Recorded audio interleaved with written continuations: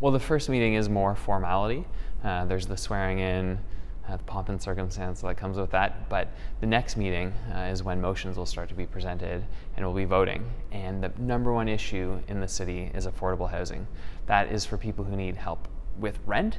That's for people who can't stand the high property tax. So affordable housing is something that's district to district, an issue for everyone. Okay, and how can the city deal with that? What can the city do to address that? Yeah, two main things. One is more development, so simple supply and demand, increase the number of units that are available, kind of alleviate some of the pressure and increase the vacancy rate because the vacancy rate is so low. So development, good development. And then the other is to have better policies around inclusionary zoning, so making sure that those new developments are actually affordable for people to be able to move in. This past council committed to a lot of big projects, and we have to be very diligent to make sure that we see them on time and on budget. The third crossing obviously comes to mind, the expansion of John Counter, the bridge over the rail tracks. Those are two big ones that, I mean, the deals are done, and now we just have to make sure that things are built well and built on time and that they come in on budget. Okay.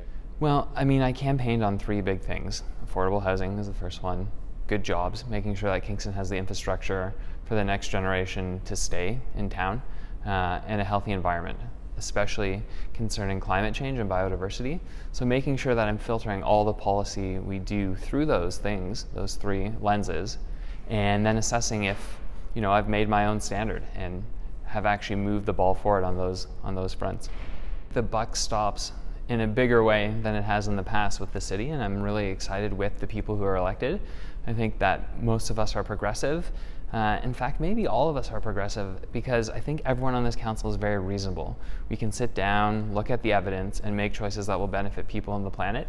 And I think that's good news for our community, but also for the province, because with the current situation in Toronto, we need to have cities working together through the Association of Municipalities of Ontario, through the Federation of Canadian Municipalities. So if we can have a strong progressive voice coming out of Kingston to those larger bodies, we can then provide a counterweight through those associations to Queen's Park.